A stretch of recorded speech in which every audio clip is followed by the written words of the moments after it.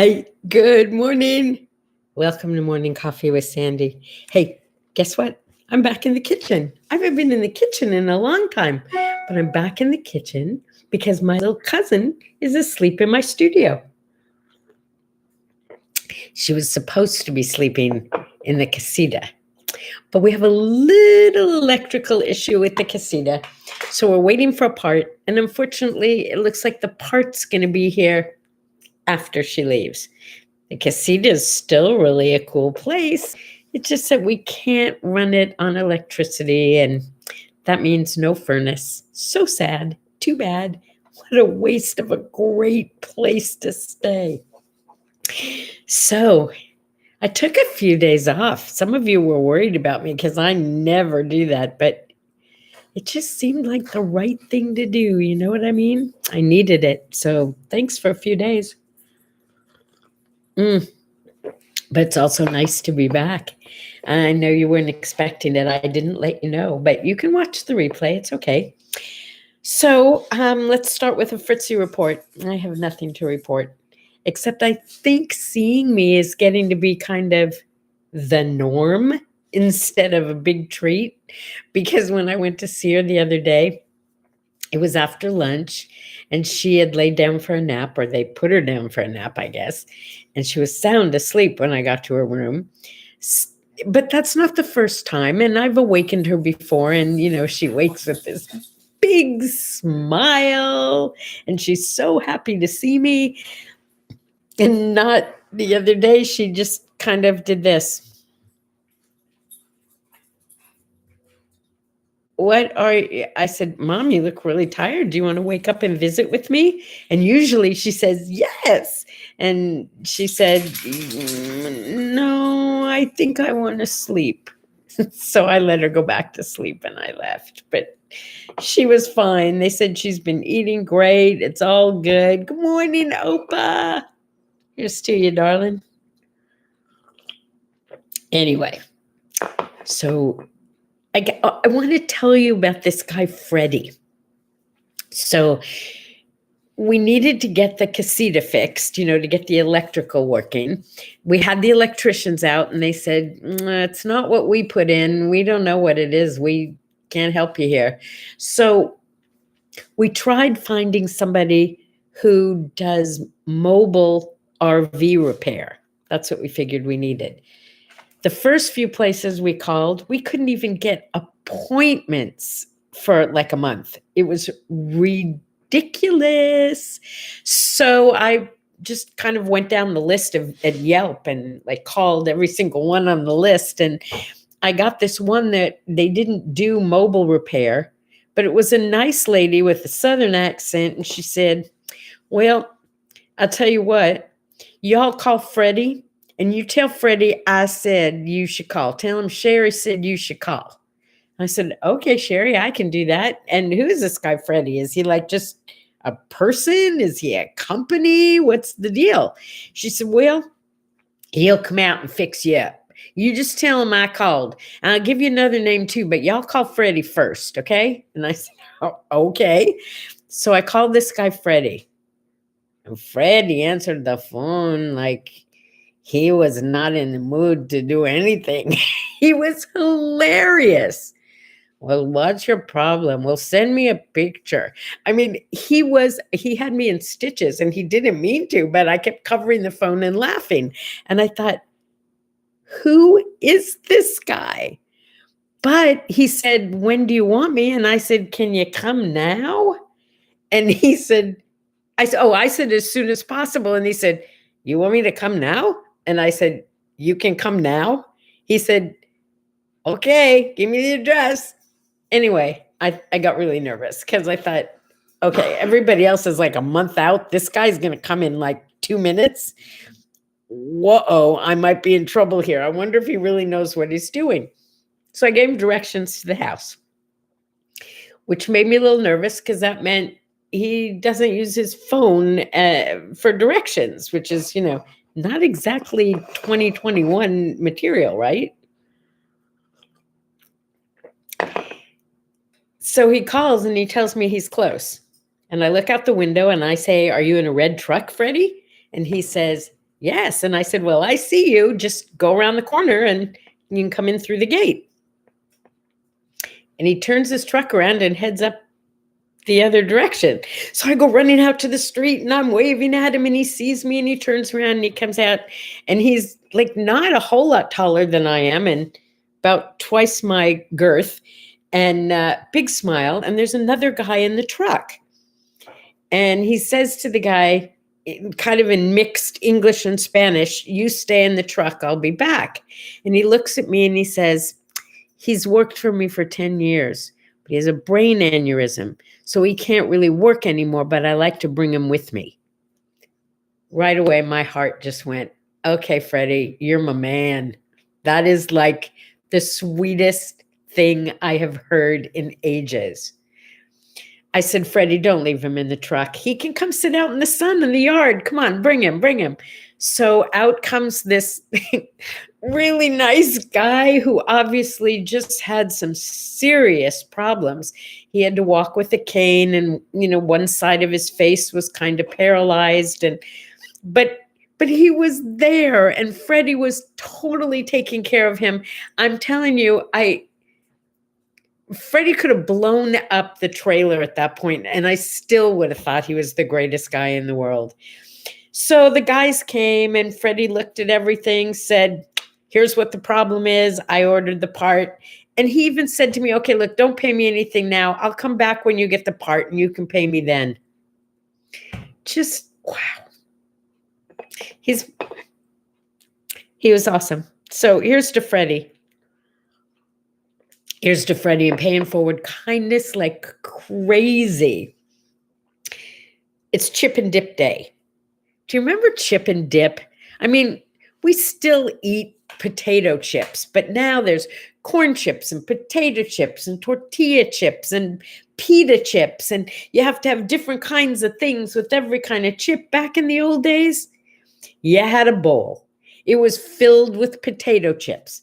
No, they didn't have ruffles. No, you couldn't scoop with them. They were just chips, fried potato chips, period.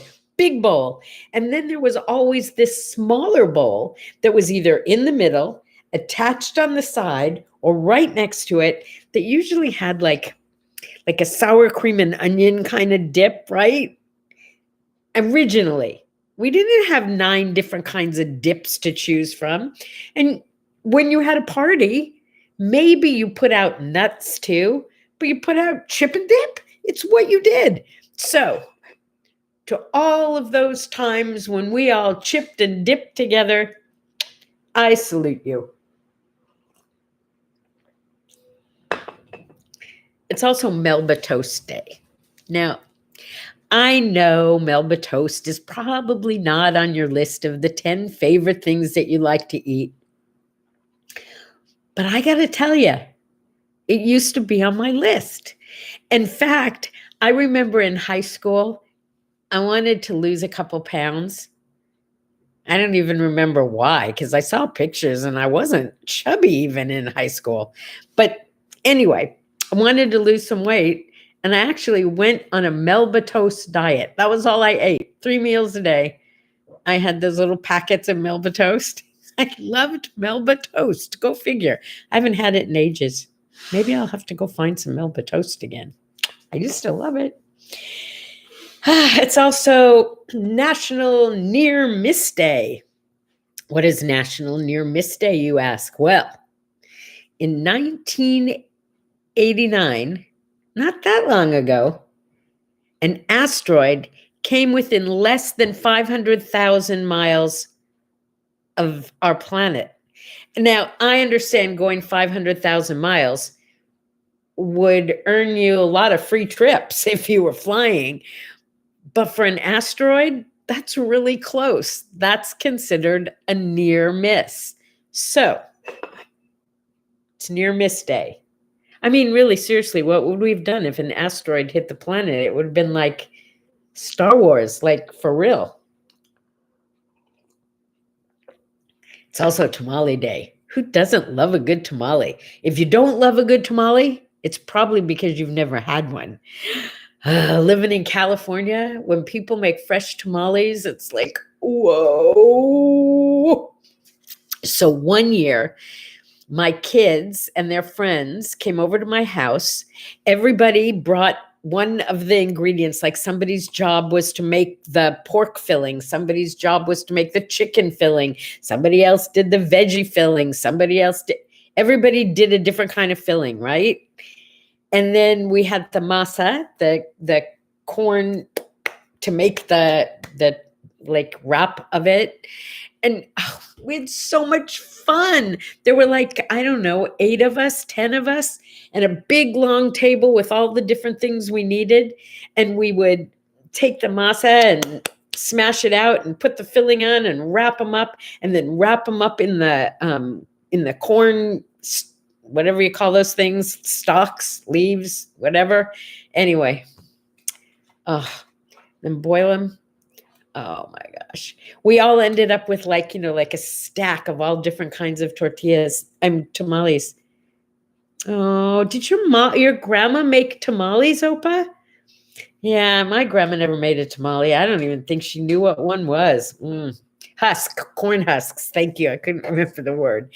Anyway, it's tamale day. So if you know someone who makes tamales, that'd be the best. If not, go buy a couple of tamales. Try them if you've never had them.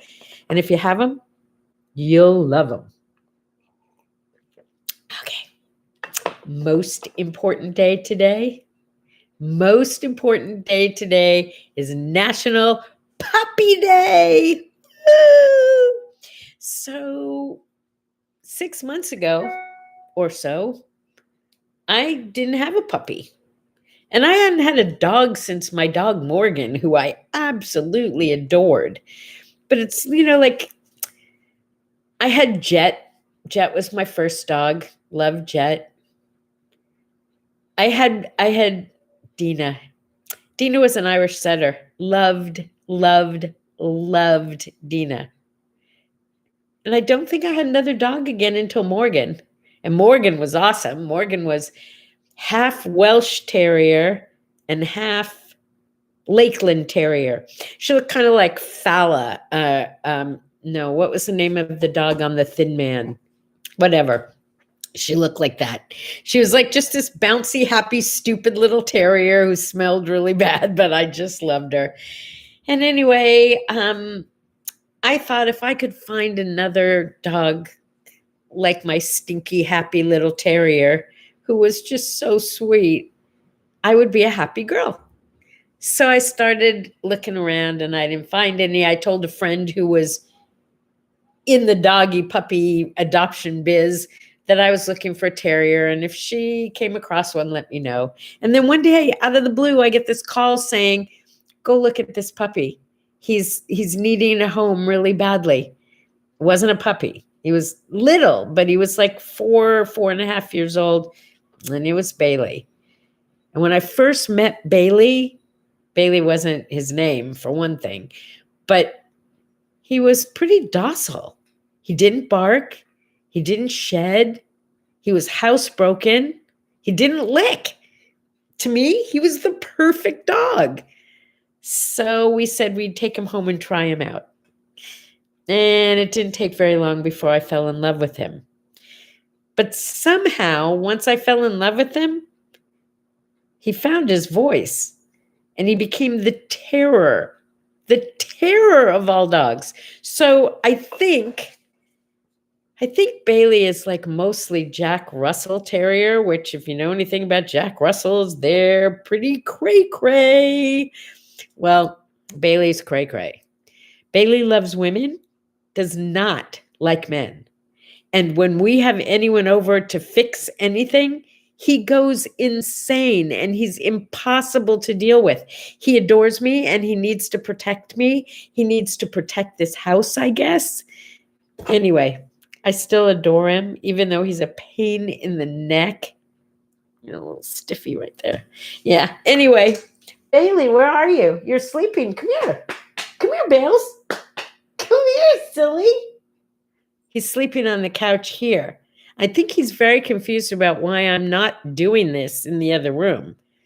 You want to come visit? He's looking at me like, what, are you kidding? Don't I look really comfortable to you? Let me see if I can show you where he is. There he is, sleeping on the couch in the living room. So much for Beily joining us. Oh, today's flower days. See these? What I do is after like a week and a half when the flowers are starting to droop, Indy gets them all here for me in the kitchen. And I go through like 5 flower arrangements and I pull out the flowers that are going to make it for another week. And I get rid of all the dead flowers. I put them all together in an arrangement just for now because it was yesterday. So I had to have flowers. And then this afternoon, after my hike, I'm going to go and get new flowers and add those to them. And we're going to have beautiful spring flowers all over the house. And this time, I'm going to get some flowers for Fritzy that are colorful. Because if you remember, she didn't like them last time because she said they were boring and all white. Go figure. See my mug? I picked this mug this morning because yesterday, while my niece and I were out on our way to Joshua Tree National Park, as a matter of fact, which was awesome, there's a billboard, a huge billboard on the way that says, choose happy. It's like they put it there for me. Happy billboarding. Yeah, we did. We went to Joshua Tree yesterday. It was so beautiful. Such a perfect day. And I have one of those, I call it the old codger card. I have a senior card that gets me into any national park in the country. Boy, I tell you, I have saved a fortune with that card. If you don't have one and you're, I think you have to be 60, 65, not sure. Whatever it is, go get one. It's so worth it. It's like $10. And I think to get into a national park now, your car load is $30 just for one. Anyway, happy birthday to Liz Taylor. Never liked Liz Taylor. She's beautiful, but I don't know. She stole Eddie Fisher away from Debbie Reynolds, and I still haven't forgiven her. Joan Crawford's birthday. Mommy dearest. Ooh. Did you know she was like a hot, sexy thing before she became the star of those scary, scary movies? And I guess she wasn't a very nice lady. I mean, you remember Mommy Dearest, right? That was Joan Crawford. Her daughter, okay, so now you know how sometimes something will come up and it'll remind me of something else. So here's where I went with this. When I lived in Palos Verdes, I lived on a canyon. In fact, it was right by where Tiger Woods had his car accident. It was right in that hood. Anyway, on the opposite hill, on the other side of the canyon, there's our house, big drop, street down the middle. On the opposite side was Chadwick School. You can't just say it without, doing your teeth. Chadwick, because it was so fancy. And it's where Joan Crawford's daughter went to boarding school. So Mommy Dearest happened a lot right there where I used to live. And Chadwick School was also the home, I checked, not just Christina Crawford, but Maureen Reagan, right? Jan Wenner, the guy who started Rolling Stone, and I think Liza Minnelli too, but I'm not positive about that one, so don't quote me there. Anyway, happy birthday, Joan Crawford. Mommy dearest. What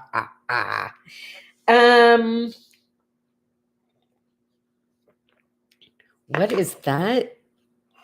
Oh, this was the day in 1980 something, maybe 82 or 83, where President Reagan signed the bill for the Star Wars program, which was the Strategic Defense, whatever it was, SDI, I forget.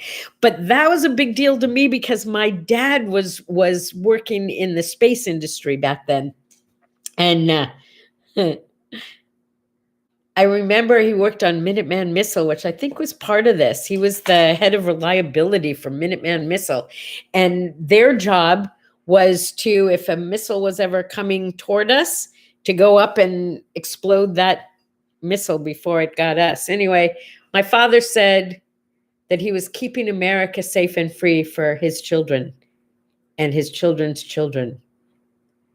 I said he was killing people with missiles, but that was, back then. Now I'm just really glad he's keeping us safe.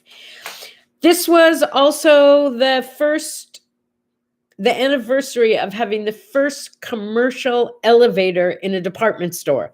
Otis, whenever you go in an elevator now, it seems to say Otis. Okay, well, that was Elisha or Alicia or however he said his name, Otis. He invented the elevator. And that made me think of this time I was in Australia, and I had all of the children of my Australian friends with me. And we went into town, and some of the kids were visiting from another city. So I'm going to try and do this without making it take a long time. These children were all offspring of the people who had founded the town. I mean, they came from a famous family, but they didn't know that.